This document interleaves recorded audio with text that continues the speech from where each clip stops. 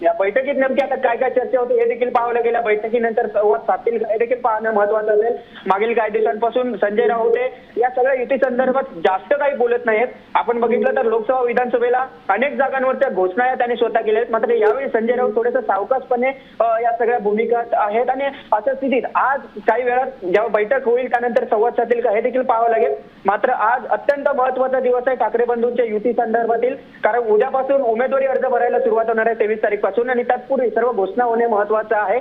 उमेदवारांना त्यांचा प्रचार करण्याची देखील वेळ पाहिजे आणि त्या अनुषंगाने आता आजचा हा दिवस अत्यंत महत्वाचा आहे। जे काही शेवटचे तास उरलेले आहेत त्या शेवटच्या तासांमध्ये जो काही जागांवरील पेच निर्माण झालेला आहे, विक्रोळी, भांडूप, दादर, माहीम, शिवडी या जागांवरील जो काही पेच निर्माण झालाय तो पेच सोडवण्याचा हा शेवटचा प्रयत्न आहे आणि त्यात ते यशस्वी होतील असं देखील आहे। सर्व काही सुरळीत चर्चा सुरू अशी देखील दोन्ही पक्षांच्या नेत्यांची मतं आहेत आणि आता ही या ठिकाणी आपण बघतोय की शिवतीर्थवर संजय राऊत पोहोचले। आता या नेमक्यामध्ये किती वेळ चर्चा होते हे देखील पाहावं लागेल आणि नेमक्या या चर्चेत नेमकं काय घडलंय हे देखील पाहावं लागेल आणि 12:30च्या बैठकीत जेव्हा उद्धव ठाकरे त्यांच्या आमदारांना त्यांच्या नेत्यांना काय नेमकी माहिती देत आहेत, जागा वाटपाचा खुलासा ते त्या ठिकाणी करतायत का, किती जागा दिल्या जात आहेत या सगळ्या संदर्भातील माहिती काही वेळातच समोर येईल। त्यामुळे भेटी म्हणजे नेमकं काय घडतंय हे पाहणं महत्वाचं असेल।